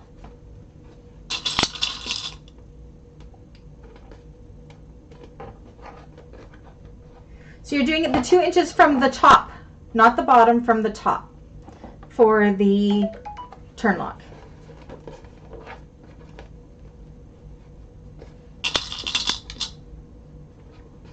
Okay, do the snips.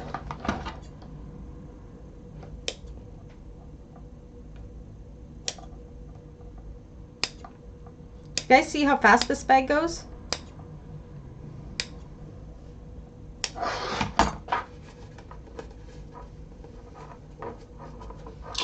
And I'm going to go sew this with a 1/2 inch seam allowance, and then we are going to steal a trick from the Pauling handbag for our top seams here. All right, so let's go and sew that. There we go.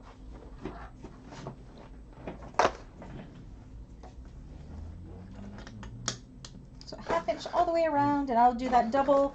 I'll be doing a double line again, just because my vinyl likes to ladder with this, well, my thread likes to ladder with this vinyl, because I just don't like this thread very much. It's not my beloved almond thread, but I don't have an almond in gray, so just this one, which I wouldn't recommend buying. I don't like it. Again, it's the thread from Picana. I think it was Picana. I don't think it was Cleaner Supply, because I only get almond thread from Cleaner Supply, so it was Picana. So for my favorite threads, almond, and I have a couple spools of Kasaya thread, Saya Swag, and I really like it. I have some Wizardry. I don't like it. My machine does not like Wizardry thread. I have a hard time getting proper tension with it, especially the rainbow variegated. I have 2 rolls of it, and it was so expensive, and it's just not my friend. And then Anna introduced me to almond thread, and it is my favorite. 100%.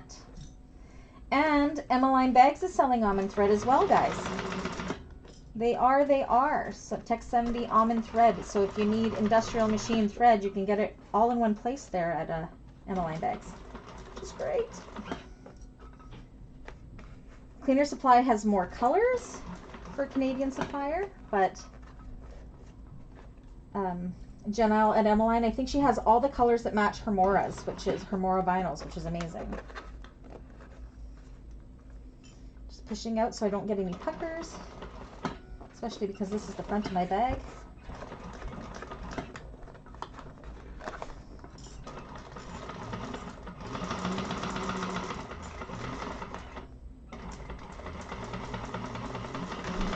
Okay, and I'm going to go around with another row of stitching just to secure it more.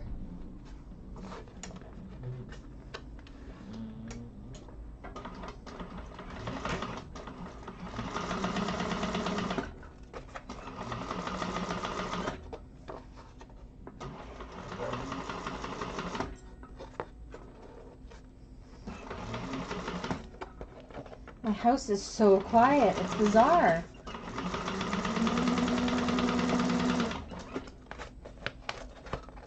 I did take the dogs for a walk just before class. Well, took them for a walk and then took a nap on the couch. So I must have worn them out too, so I wore myself out.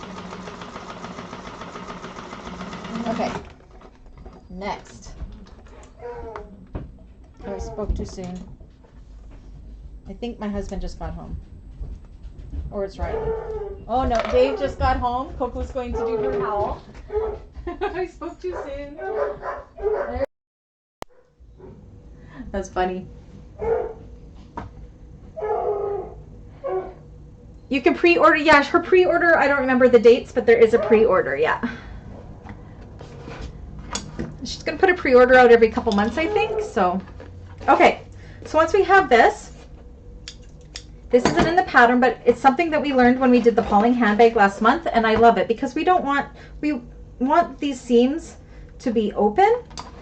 So see where we drew that 1-inch line? You're just going to kind of cut into that seam without cutting the stitches, okay? And we are going to just open up the top part of that seam like so.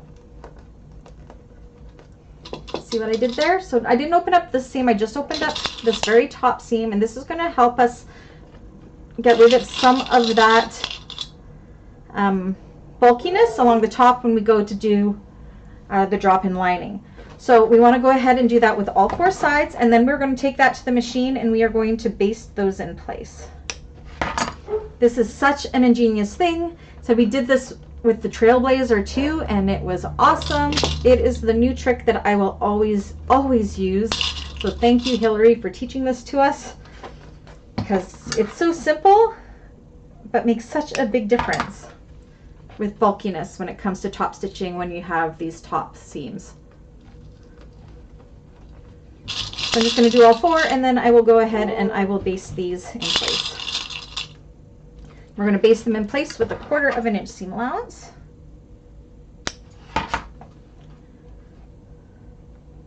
Open, open. Oh my goodness, Coco. Okay, so let's go ahead and hop over to the machine and do that.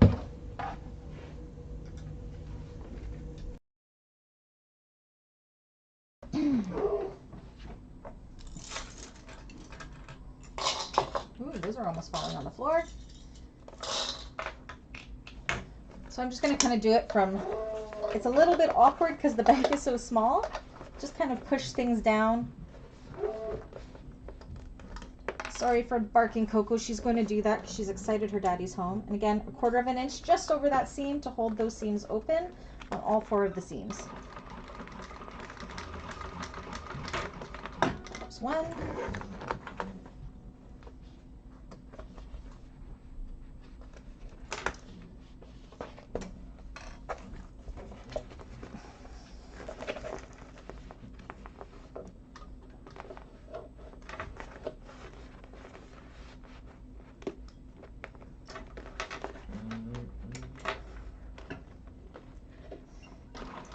There's 2.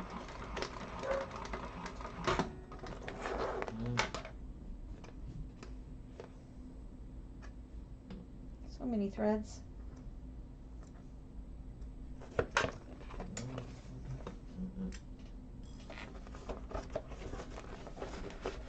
3.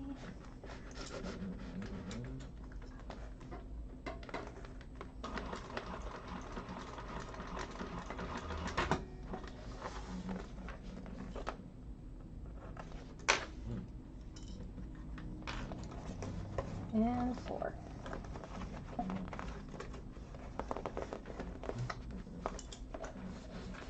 Get in there.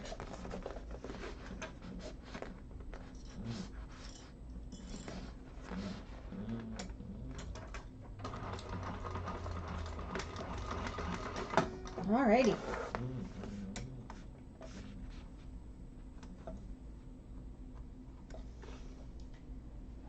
There we go.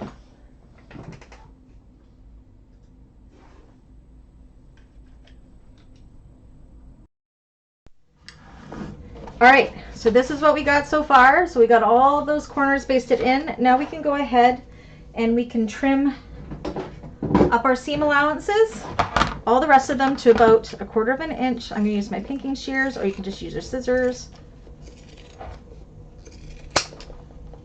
Not these seams though. The ones that we basted in place, just leave them as is.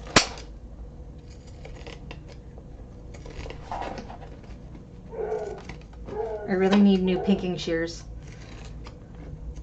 I've had these ones for like 5 years and they're so not sharp anymore.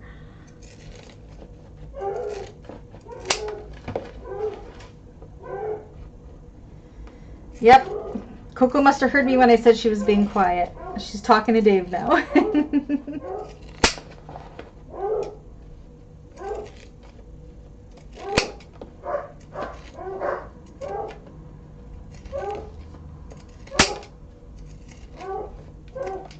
We're doing really good for time. I'm impressed. Okay, so once we have that all done, we are going to want to take some double-sided tape here. I'm going to use my thicker stuff. You can use the 1/4 inch as well. And what we're going to do, we want to fold all of these edges down to that 1 inch line that we drew, like so. And we want this to be very, very even. So you can use clips if you like. If you've used cotton, you can definitely just go ahead and press this. So I'm going to take some tape and I'm going to put it all along the top of the bag, like so, all the way around. So we're going to see it's going to be nice that these seams are open.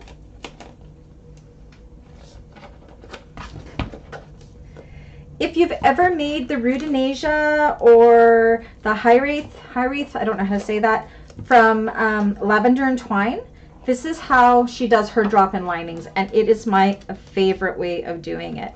So this is definitely a lavender and twine thing that I learned, and it's awesome.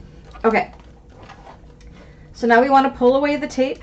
I always like to kind of start at a seam if I can, and we're going to start folding it down. I'm going to use clips as well, and we're going to fold it down to that 1 inch line, matching up the seam.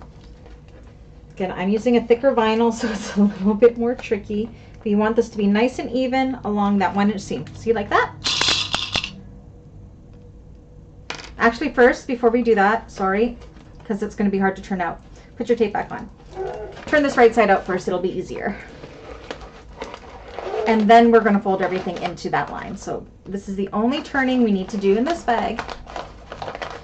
Do you hear how sticky the glitter vinyl is? This is why I didn't want to turn it through a small opening, because I can turn it this way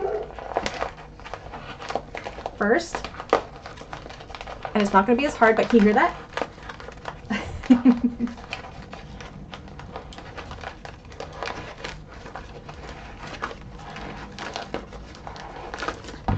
And then press out all those seams, and then you're going to turn all of those sides into the lining to that 1 inch line.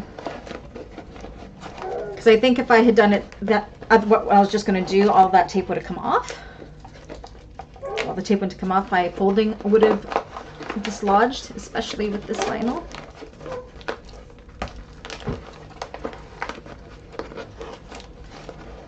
Yeah, but it's worth it. I mean, it's easy to turn through this, but glitter vinyl, I think, is best with a really, really wide turning hole or a drop-in lining. And I just love glitter vinyl, so this bag is perfect for it with a drop-in lining because look, what would be hard to turn out isn't. Like, look at it. It's pretty good. But you can imagine if we did this as per the pattern, turning it through either a pocket or through a turning hole. Oh my gosh. You kind of press those seams out. Kind of gives you an idea what it looks like. She looks good. And now we can go back to folding these in to that 1-inch line. Yeah, this is much better. I think this is how I do it in the tutorial. So I just kind of pull back some tape at a time and go section by section. Put it down to that 1-inch line, stick it, and clip it to help it remember that. Because we won't be sewing this for 2 weeks. So, because we don't have class next week. So again, make sure you're getting right down, and that's where you can see where that thickness was, where we sewed that seam open. Heavenly. You want this to be as straight and against that line as you possibly can.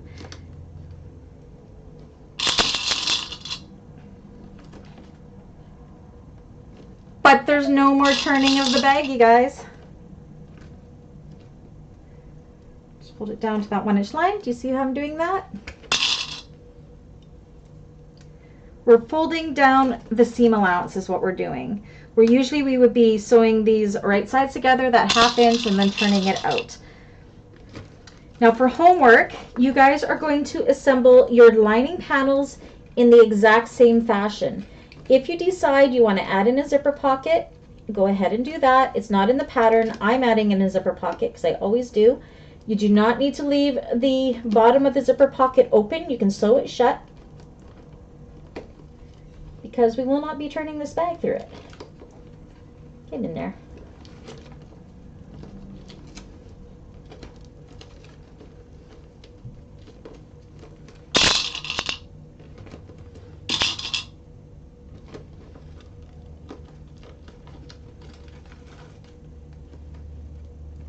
Now Jade did make this turning method. Was it a nightmare turning it through the opening how they had it?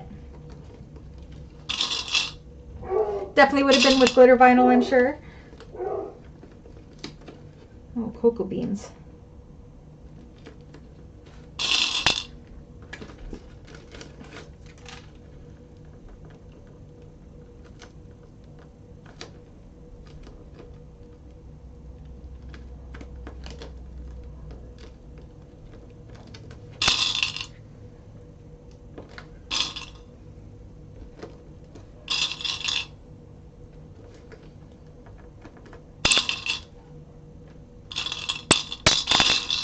And just like that, it's done.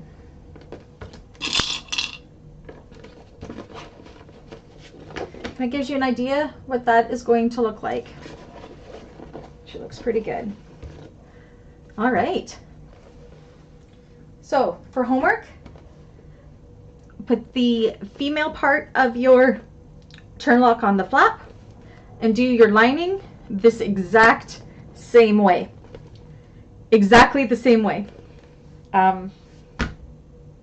Yeah, except for you probably don't have to use double-sided tape on the bottom here. If you've used cotton, you can definitely just iron that. And here, you may be able to just press the linings with an iron as well, rather than using clips or tape. You'd probably be okay with that as well. So, is that okay for homework? So do the linings like you want to do them. And yeah, that's it. So that's pretty much the whole exterior done. Look how tiny it is. Like seriously. Super tiny. Let's see how they're coming along. Any questions? Any concerns? I'm actually going to switch into these clips because if I'm leaving these on, they leave such big indents on them. And I don't want to have to redo that, so I'm actually going to go ahead and... These little hair tie clips don't leave marks. I don't find as much, so... I'm just going to replace all of those with those because this will be sitting for a couple weeks. Yeah, Jade, that's the way I was thinking about doing this, and then Anna and I got talking and said, we can do this totally as a drop-in lining, and it'll be so much easier. So, yeah. So, yeah, the only reason I'm changing out of my Wonder Clips is I know they're going to leave those little indents. And I mean, I could just take a blow dryer to it, and it'll do it, but I'm not going to be touching this for over a week, so these ones don't leave as bad of marks. All right, so not too much homework. As you can see, the bag goes pretty fast.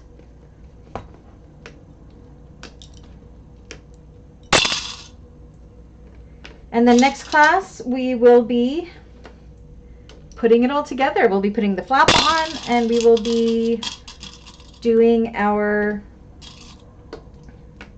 pretty much, we drop the lining inside, and then we're just going, and we're going to put the flap in there, and then we're going to stitch all the way around. Now, I will be doing mine on a cylinder arm, so one thing to consider, now on the cylinder arm, or if you have a free arm, we're going to be going around the bag like this to sew it all together. It might be hard, well, maybe not, because I know that when I used to top stitch, when I only had my flatbed, I would kind of put the bag down like this and top stitch along there. So you can do that, but if you don't like doing that and your vinyl isn't too sticky, you can turn these inside out. So you're stitching from the inside to this, if that makes any sense. But I think it'll be fine this way. So, any questions at all? Now you can see why this is only a 3-class class, because we would have been done this next week. But I'm going camping instead, so we will do it the following week. Any questions? We filled up that time pretty good. Oopsies. All right. Well, if there's no questions, everybody's gotten so quiet. Thank you again for everybody that voted in the poll I posted yesterday. I made the decision. I've made the changes. Make sure you go and watch the video I posted today about the membership changes to the Beans Peeps Club. The final top stitch was rough for you. That's where it might be good to turn it inside out. Jade, do you have a free arm? Or I guess you don't have a cylinder arm or a free arm, do you? So yeah, you know what I mean. So you could have this inside out, this exterior, and I'll explain it more next week. So you are actually, like, pretend the exterior is on the linings, like on the inside, and then you can sew it around like this, and then turn the bag the right side through. I will explain that the last class, because that might be something that makes it a little bit easier. The top stitching does get a little bit thick because of the flap. It does regardless of the, if you do it this way or the way the pattern's written. If you've done it in vinyl. If you've done it in cotton, it's not a problem. Because again, this pattern was written for cotton, not for vinyl. We're just challenging it, so. But it works out well, so. All right, so yeah, that's homework. So again, next week, we do not have a class on Thursday. We do have a class on Tuesday still. We have a lot to get through for that class, so. And yeah, so we will finish this up the last Thursday. No, not the last Thursday of the month, because there's 5. I'm gone for the last Thursday of the month. Oh no, I'm not. That's the 1st of June. So yes, the 25th we'll meet back here and we'll finish it. Oh yeah, Jade. Did you use vinyl on it?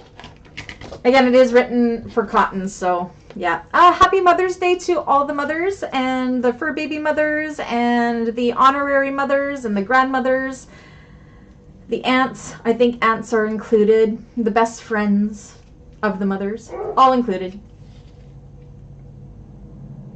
Everybody have a great weekend, and I will see you on Tuesday. Feel free to message me if you have any questions. Okay? Bye, everybody.